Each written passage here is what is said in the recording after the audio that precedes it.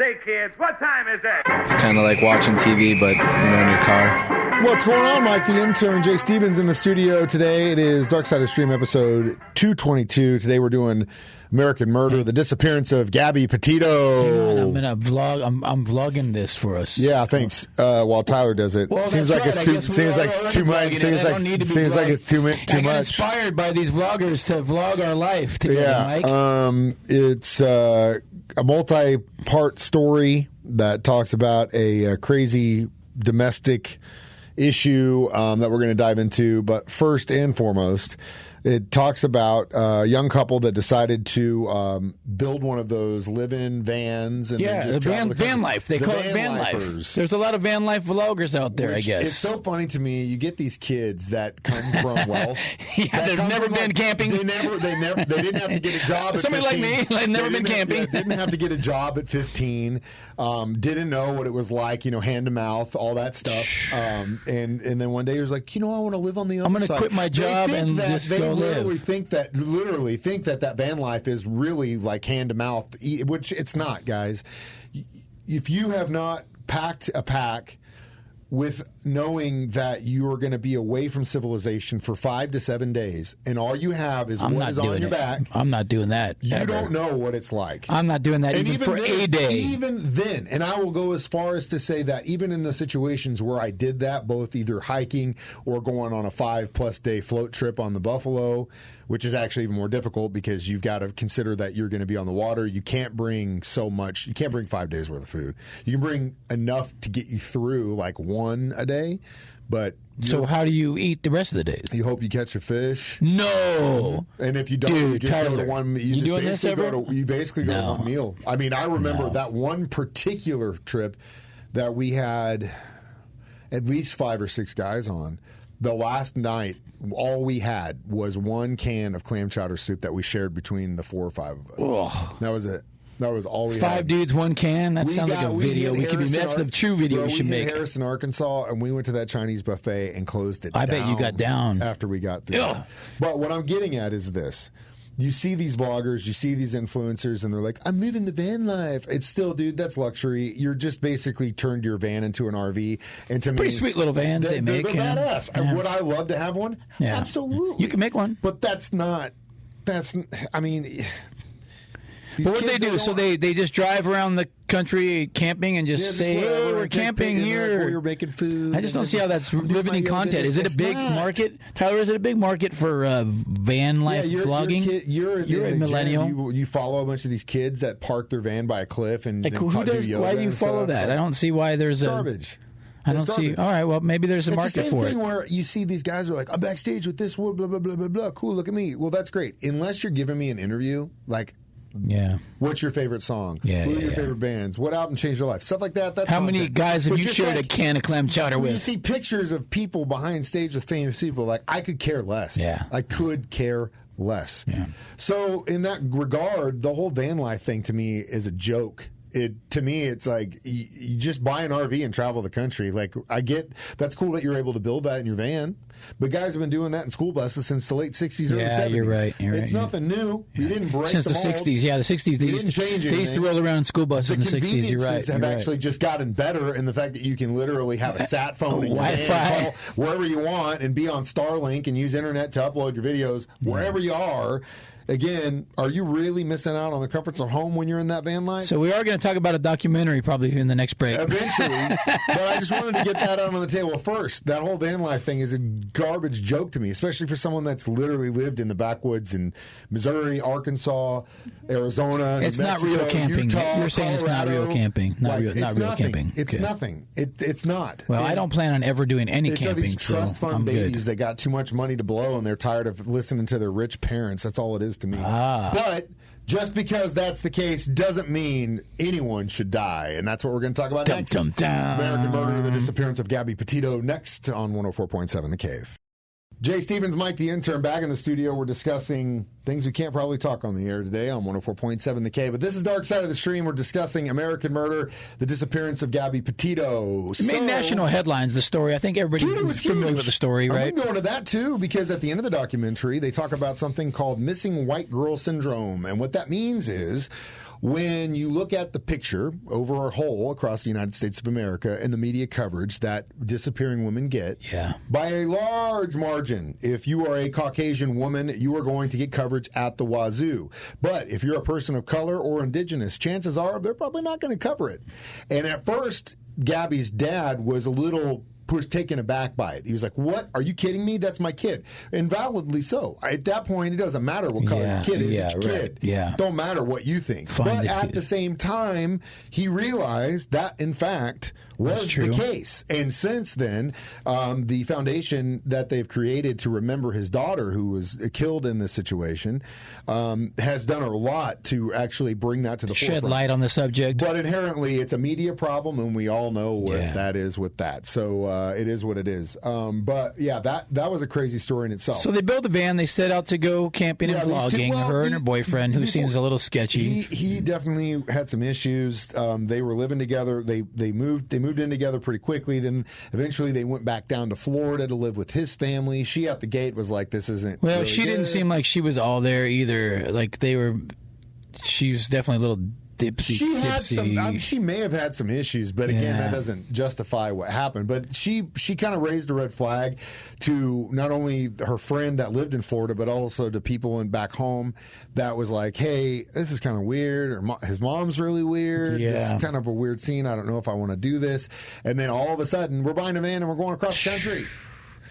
Quitting my job at Taco Bell, and I'm going around the country. Yeah, right. And at first, it seemed like it was going okay. But just like anything else, what you put out to the world might not be what you get back. That's a good point there, because I see it a lot of times when couples are posting too much, or one of them's posting too much on Facebook and stuff, like, "Oh, our perfect life." There's a lot of not perfect life, and that's why they're compensating for it that way, I feel like. And I don't understand, like, I just do not understand that. I see it a lot. I see it a lot too. Jumping into relationships quick too. Like, it's one thing, like, wife and I go out to dinner. We're looking really nice. Mom and dad are out. Take a picture. That's cool. But like, literally, like, we're at the park this weekend. Our perfect life. Guess who made dinner? Our perfect life. Yeah. That's almost a sense of projection.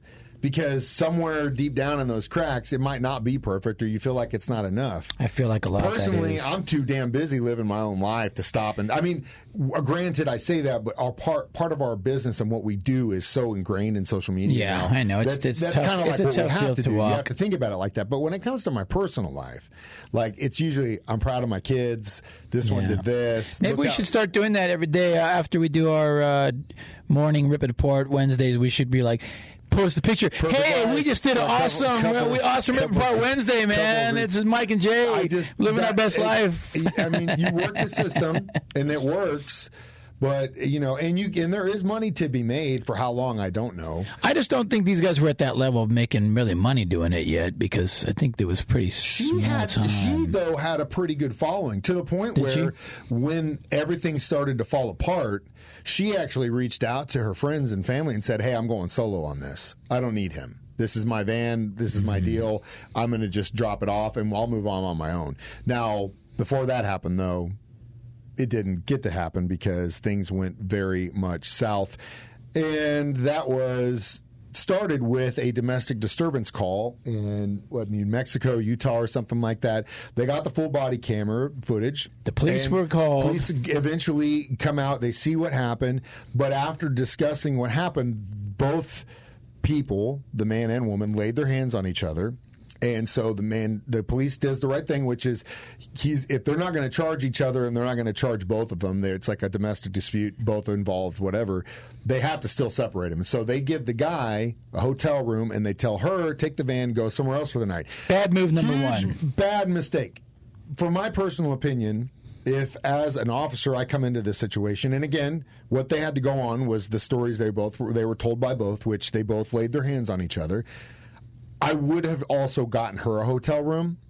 The reason being, if you are told on scene, hey, my girlfriend's got anxiety issues, she's got, she deals with depression, sometimes she kind of wigs out, she's in hysterics. Boy, the last thing I'm going to do is say, here you go, here's the keys to your van, I'll go tell off you on what, your own. If that would have been L.A. County, that guy would have been cuffed and in jail. They don't go by he said, she said, she's got marks, you're going to jail. But he's got marks too. Now, in L.A., though, they don't play in L.A. In L.A., after the OJ thing, they changed. 100%. The man, well, that doesn't no matter what anybody said, the man's getting locked up at least for the night. Yeah. What happened to Xavier Worthy? I'm just saying, this is what happens, man. This is what happens in L.A. We don't know all the details. But if the woman has marks, even if she was hauling bombs on him, the guy goes to jail for the night until they figure it out. That's not right, though. It's just as much sexist to do it that way as it is the opposite. I'm telling you, in L.A. County, he would have been in jail, man. Because you got women that are trying to go for the bag all day. Of course. And use that. Of course. Doesn't make it right. L.A. But is ultimately, crazy. They didn't listen. They got back together, and then that's when it really started. Yeah. We'll talk about that next Dark Side of the Stream on 104.7 The Cave. Jay Stevens, Mike the Intern, back in the studio this morning. It is Dark Side of the Stream, discussing American Murder, the Gabby Petito story. So, pretty much everyone knows what happened. Yeah. This girl goes missing. Her boyfriend then all of a sudden shows up back at his parents' house with the van. With the van, right. They send the police over there. Parents don't want to talk to him. We've already contacted our lawyer. Yeah, that was crazy. Let's Those talk parents. about that for a second. We're both parents. Yeah. One day, one of your daughters comes to you and gets you to the side and says, "Dad, I screwed up." And you're like, "Well, that's okay. What happened?" She goes, "I killed somebody. She was really crazy, and I lost my shit, and I killed her." What are you going to do? Boy, that puts you in a tough spot, doesn't it? What are you going to do? I already know what I'd do. So well, if the police are coming to my door, I'm not going to tell them I'm not talking to you guys. I'm going to talk to the police. You're going to tell them what happened? Man, yeah, I guess you'd have to, right? Is that what you do? I mean, this is a Jason's question. This is I would definitely talk to the cops. I would probably. I mean, man, that's a tough question. But I wouldn't shun the cops out and shun the other family out. His parents no, did. Not at all. I wouldn't shun everybody out. Yeah. I would communicate with everybody. Yeah, I agree.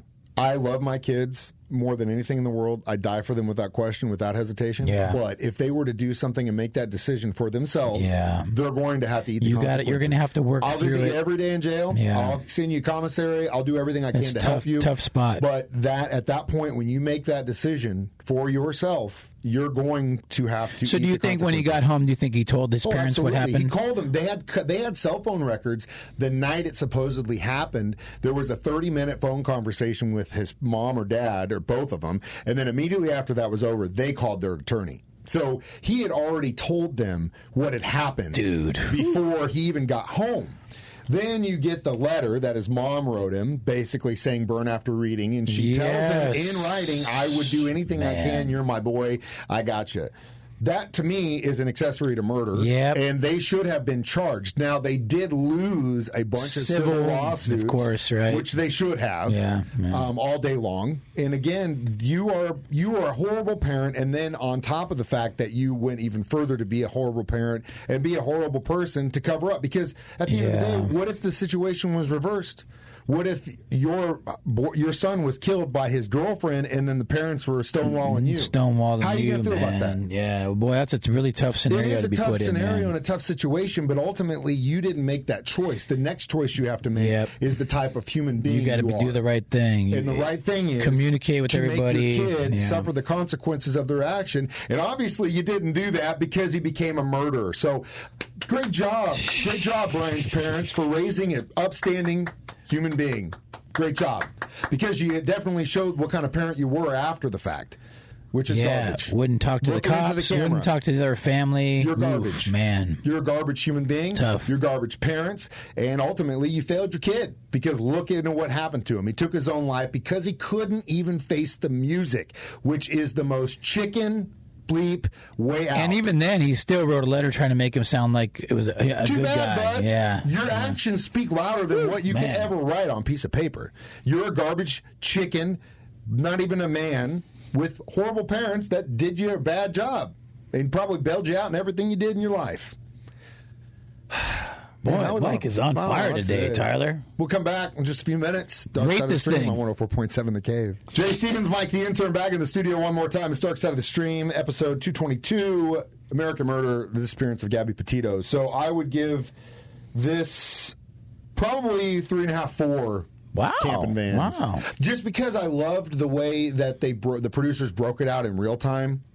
Yes. The way everything kind of unfolded, the time was. It didn't seem to have any dead spots. You know, some of these documentaries, they milk it too long. Moved. Yeah, they kept this one cruising. I was going to go 3, you know, on it. I kind of knew the story. I was really unhappy with the police work that happened. The ones that initially got them, they should have been done a little bit better. But you can't really fault them because the law is the law. They must feel bad after the fact, especially the one that says, "Man, you know, he is. He'll tell you he's going to really. That's going to haunt him. It's going to haunt him that this happened." But it's not his fault.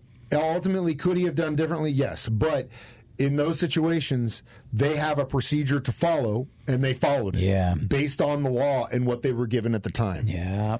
Ultimately, in the United States of America, if you got a woman that's dealing with a guy who won't stop stalking with, they can't really do anything until something happens. And in some cases, that's too late. Yeah. But the law is the law. And it is what it is. So it is terrible. Well, watch it. It's a decent documentary. It's easy watch. A good one. Next week is my pick. We're going to do the documentary series on Hulu called Devil in the Family, The Fall of Ruby Frankie. Who's that? Who's Ruby? She was a vlogger and YouTuber that another one. Also had a really good front-facing family. And behind the scenes, though, was not the case. As always, you can watch us do this live on Facebook or YouTube every Thursday at 9 a.m. Watch our vlog. That's what we call it. We also do it during my show at 9 a.m., Jay's show at 6 p.m. 6 p.m. We do it as a podcast. You can download for free on the You can find it anywhere. We're worldwide. Yeah. I'm a circus performer now, so we're worldwide. But we're not in a domestic dispute yet. Not yet. Either way, I'm like the intern. That's Jay Stevens. If we are, he'll vlog it. Tyler will vlog us in a domestic dispute. This is Dark Side of the Stream on 104.7. We watch documentaries, so you don't have to. I forgot that part.